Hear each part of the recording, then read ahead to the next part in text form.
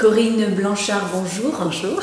Donc, vous avez une formation de pédopsychiatre. Oui, c'est ça. Et vous êtes actuellement directrice de la crèche, d'une crèche un petit peu particulière, puisque vous avez accepté de participer au programme de dépistage et correction des troubles de conduite présexuelle et conduite de genre à risque. Absolument, oui, c'est ça. Chez l'enfant de 0 à 3 ans. Oui, bien sûr.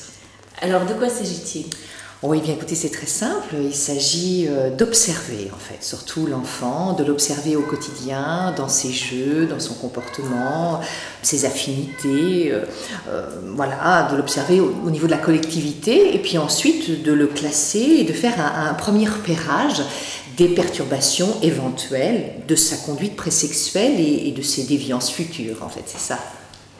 En cas de trouble, ce qu'on propose, c'est ce qu'on appelle une réorientation ludique qui permet à l'enfant, c'est ça qui est important dans ce programme, c'est de se réorienter lui-même. C'est-à-dire que c'est lui-même qui comprend comment il peut rétablir les choses.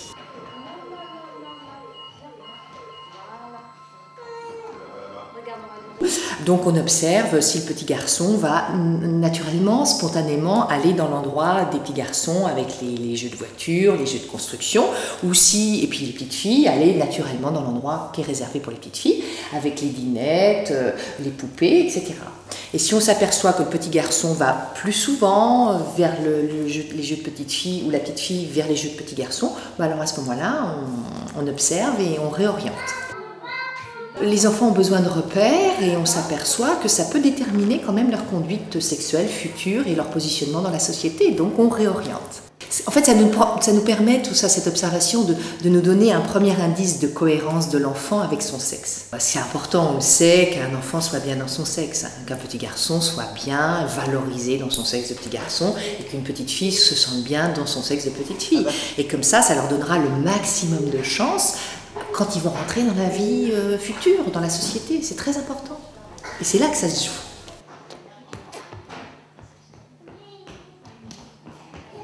On voit par exemple deux petits garçons qui vont jouer ensemble. Est-ce qu'ils vont s'intéresser au jeu vraiment qu'ils font ensemble, ou est-ce qu'ils vont plus s'intéresser à la relation?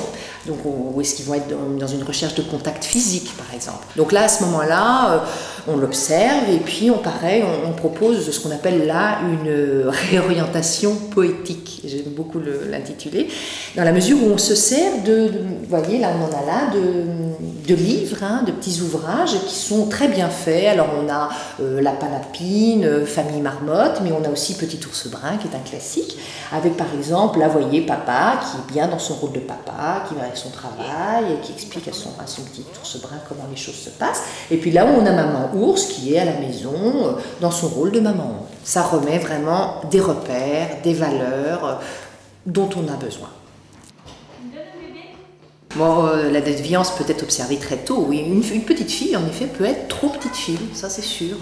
On l'observe très très vite, avoir une attitude très provocante, se déhancher, se trémousser, faire des mines, avoir une attitude de séduction comme ça, tout le temps en train de sourire, de manipuler l'adulte en fait. Donc on observe ça très tôt et du coup on définit à ce moment-là ce qu'on appelle un indice de manipulation.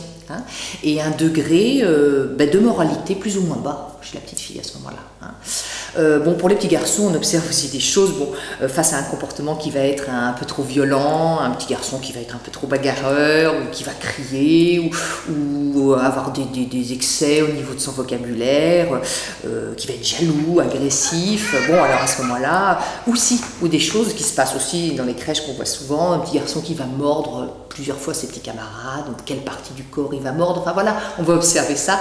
Bon, un petit garçon un peu trop petit garçon, à ce moment-là, on recadre aussi. Le carnet de comportement, c'est un outil qui est très précieux pour nous, professionnels, qui est important, dans la mesure où l'enfant est suivi tout au long de son parcours. Donc de la conception jusqu'à la sortie de la crèche. Et ensuite, ces informations qui sont récoltées, nous les tenons à disposition des autorités compétentes, forcément. Donc la mairie, le conseil général et puis la préfecture, bien sûr.